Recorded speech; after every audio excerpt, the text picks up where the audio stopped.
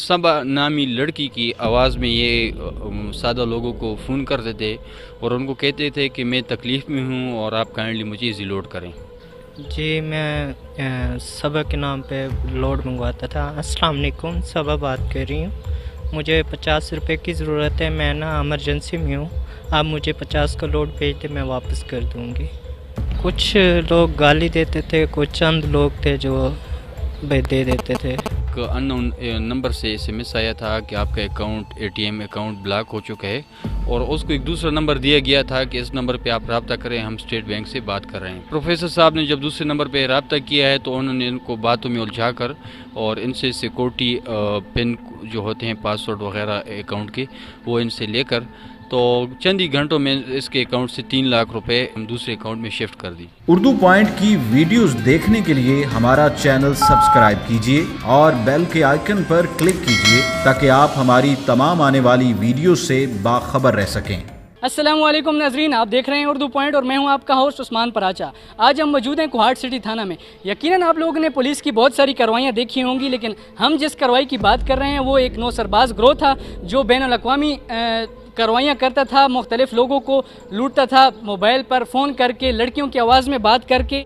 आए हम जानते हैं यहाँ के SHO फयाज़ खान से कि वो इस कार्रवाई के बारे में क्या कहते हैं और ऐसे मुल्ज़िमान के बारे में क्या कहते हैं। ये एक हमारे प्रोफेसर साहब हैं, उन्होंने हमें थाने में एक रिपोर्ट दर्ज करवाई कि उन्हें एक अननोन नंबर से एसएमएस आया था कि आपका एटीएम अकाउंट ब्लॉक हो चुका है और उसको एक दूसरा नंबर दिया गया था कि इस नंबर पे आप रब्ता करें, हम स्टेट बैंक से बात कर रहे हैं। प्रोफेसर साहब ने जब दूसरे नंबर पे रब्ता किया है तो उन्होंने इनको बातों में उलझा कर और इनसे सिक्योरिटी पिन जो होते हैं, पासवर्ड वगैरह अकाउंट के, वो इनसे लेकर तो चंद ही घंटों में इसके अकाउंट से 3 लाख रुपए इन्होंने अकाउंट से निकाल के ये रकम दूसरे अकाउंट में शिफ्ट कर दी। और फिर उन्होंने हमें रिपोर्ट की तो इस रिपोर्ट पे हमने FIR लॉन्च की।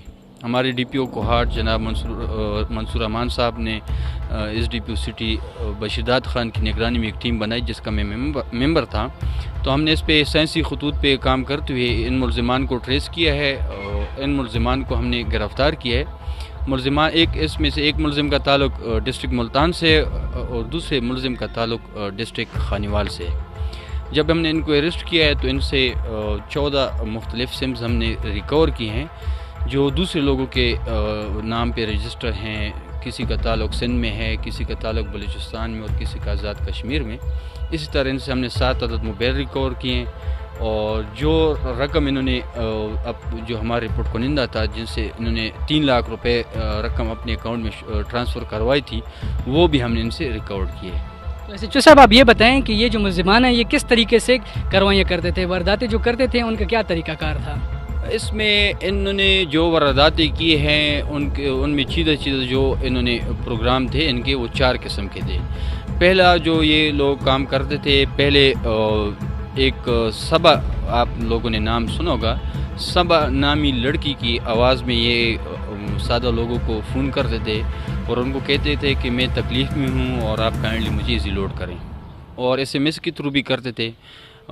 एक ये हो गया। दूसरा, ये लोग इन लोगों ने इंडिया में भी काम किया है।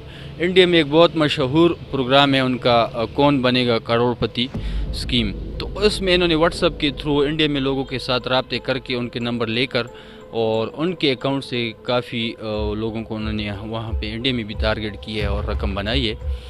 इसी तरह जो तीसरा इनका प्रोग्राम था वो बेनज़ीर इनकम सपोर्ट प्रोग्राम था, जिसमें ये लोगों को SMS करते थे कि आपकी रजिस्ट्रेशन हो गई है, आपकी सिलेक्शन हो गई है, सो आपको बेनज़ीर इनकम सपोर्ट के प्रोग्राम के तहत अमाउंट दी जाएगी।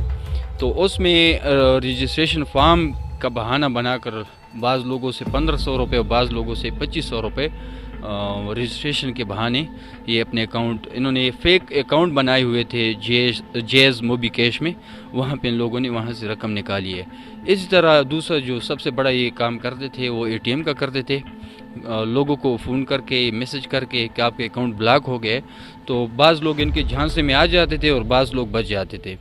तो इन्होंने इस तरीके से इन 4 किस्म की मुख्तलिफ़ तरीके अपनाए हैं और लाखों रकम बटोरी है और मुख्तलिफ़ लोगों को पाकिस्तान में गिरदुनवा में मुख्तलिफ़ जगहों पे इन्होंने टारगेट चुने हैं। इस मौके पर आप आवाम को क्या पैगाम देना चाहेंगे कि वो किस तरह ऐसे मुल्ज़िमान से बच सकते हैं? عوام سے تو صرف یہی اپیل ہے کہ دیکھیں آئے روز یہ معاملات ہو رہے ہیں. اگر آپ کو بینک حوالے سے کوئی چیز آتی ہے تو کائنڈلی کسی کو بھی آپ انفارمیشن نہ دیں.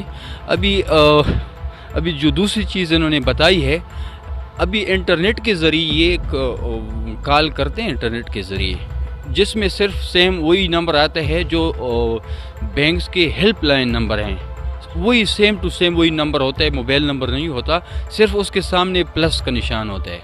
تو کائنڈلی اگر آپ کو اس طرح سے کے نمبر سے بھی کال آتی ہے، کسی اور نمبر سے کال آتی ہے، تو کائنڈلی کسی کو بھی اپنی ڈیٹیل نہ دیا کریں، ان کے ساتھ بات ہی نہ کریں. اگر آپ کو کوئی شک بنتا ہے تو اپنی جو برانچ ہوتی ہے وہاں پہ جا کے ڈائریکٹ ان کے ساتھ مل کے اپنا معاملہ ڈسکس کر لیا کریں.